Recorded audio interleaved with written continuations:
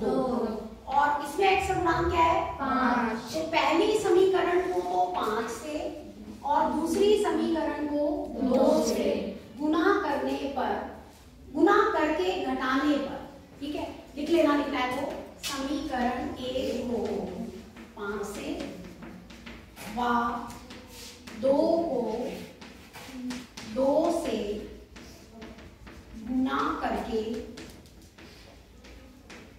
घटाने पर, गुना करके घटाने पर, ठीक है, क्या बनेगा देखो, 2 पंजे 10, 3 पंजे 15, 13 पंजे 65, फिर करो 5 दूनी 10, 4 दूनी 8 और माइनस के 4, घटा दो माइनस प्लस प्लस, 10x से 10x कट गया, 15 और 8 23, 15 और 8 23, 65 और 4 69, 65 और 4 69, तो y बराबर 69/23, ठीक है, 23 एकम 23 किया 69, ठीक है, तो y क्या आ गया यहाँ पर 3, y बराबर 3।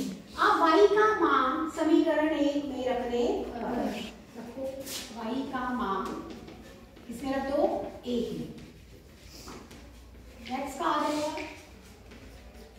2x जमा 3y था ना, y की जगह क्या रख दो बच्चों 3 और बराबर 13, 2x जमा 3 किया 9 बराबर 13, तो 2x बराबर 13 माइनस 9, 2x बराबर 4, x क्या हो जाएगा 4/2, 2 दूनी 4, x की वैल्यू आ गई 2, x की 2 और y की वैल्यू क्या आई बच्चों 3।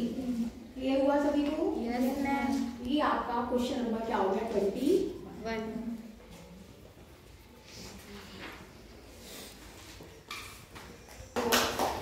ये एक मीनार धरती पर ऊर्ध्वाधर खड़ी है, धरती के एक बिंदु से जो मीनार के पास बिंदु से कितने मीटर की दूरी पर है 15 मीटर की दूरी पर एक बिंदु क्या मान लेते हैं C। यहाँ से मीनार के शिखर का उन्नयन को कितना दे रखा है बच्चों 60 डिग्री हो, तो मीनार की ऊंचाई ज्ञात करनी है।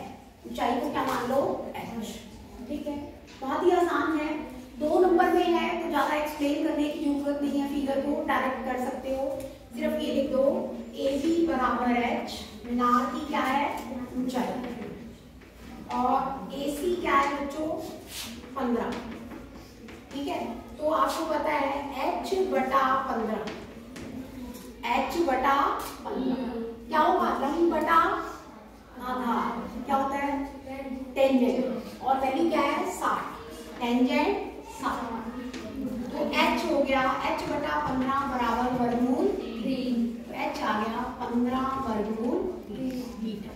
क्या आंसर बिल्कुल ही आसान। आकृति में आपको दिया है कि PS/SQ बराबर PT/TR, ठीक है, और एंगल PST बराबर एंगल PRQ, ये आपको दिया है आकृति में, देखना चाहो तो आप यहाँ लिखो इतने पोर्शन को, ये आपको दिया है, गिवन है, ठीक है, ये PS/SQ, ध्यान से देखो ये PS है और ये क्या है SQ, ये PT और ये क्या है TR, इनके अनुपात क्या है बराबर, और ये भी दिया है कि ये एंगल PST और ये एंगल बराबर है, ठीक है, ये एंगल PRQ के बराबर है, ये भी हमें क्या है दिया है। आप चाहो तो इसका नंबर 1 डाल दो और इसका नंबर क्या डाल दो 2, ये मैंने नंबरिंग कर ली है, तो आप यहाँ लिख सकते हो कि कोण 1 बराबर 2, ये आपको गिवन है, दिया है।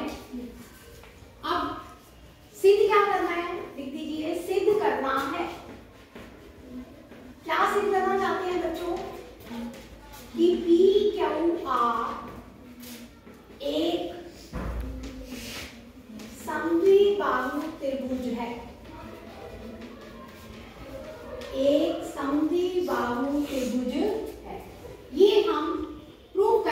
चाहते हैं, सिद्ध करना चाहते हैं।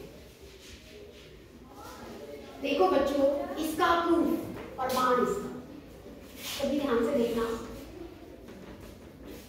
इसके प्रूफ में हम क्या देख रहे हैं कि इस भुजा और इसका अनुपात, इसका और इसका अनुपात क्या दे रखा है, बराबर। यहाँ लिखेंगे हम कि PS बटा SQ बराबर है PT बटा TI, यानी तो दिया है।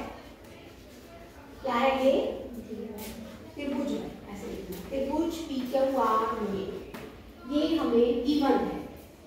अगर ये हमें गिवन है तो हम यहाँ से क्या बता सकते हैं कि इनका अनुपात बराबर है, तो थेल्स प्रमेय के विलोमानुसार ये ST भुजा QR के क्या हो जाएगी, समांतर। क्या हो जाएगी, समांतर। लिखेंगे हम थेल्स प्रमेय के विलोमानुसार, थेल्स प्रमेय के विलोम से या विलोमानुसार ST पैरेलल है किसके बच्चों, क्या हुआ। अगर ST रेखा किसके पैरेलल है, क्या हुआ, तो आप क्या कह सकते हो, इसका नंबर डाल देते हैं हम 3। तो कोण 1 और 3 बराबर है। क्यों बराबर है, कोण 1 और 3 कैसे कोण है, इसकी बताइए।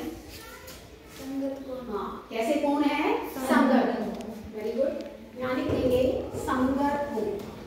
अगर रेखाएं पैरेलल हो तो संगत कोण बराबर होते हैं। 1 और 3 बराबर हो गए, और 1 और 2 हमें दिया था। 1 और 2 क्या थे, दिया था। ये देखो, ये लिखा है, ये क्या है, दिया है। इसको समीकरण नंबर 1 डाल दो और इसको समीकरण नंबर 2। तो 1 व 2 से क्या हो जाएगा, कोण 1 3 के बराबर है, कोण 1 2 के बराबर है, तो 2 3 बराबर है। तो लिख देंगे कोण 2 बराबर कोण 3। अगर ये कोण और ये कोण बराबर हैं तो इनके सामने की भुजाएं भी क्या होगी, बराबर। कोण 2 के सामने की भुजा का क्या नाम है, PQ, और कोण 3 के सामने की भुजा का नाम PR। लिख दो PQ बराबर PR। अगर ये भुजाएं बराबर हैं, रिजल्ट डाल सकते हो कि समान कोणों की सम्मुख भुजाएं बराबर होती हैं। अगर ये भुजाएं बराबर हैं तो त्रिभुज कैसी त्रिभुज है, समद्विबाहु। ठीक है, तो आप लिख देंगे कि त्रिभुज PQR अतः त्रिभुज PQR कैसी त्रिभुज है, एक समद्विबाहु त्रिभुज। त्रिभुज PQR एक समद्विबाहु त्रिभुज है। क्लियर हो गया। ये हमारा क्वेश्चन नंबर 22 भी हो गया।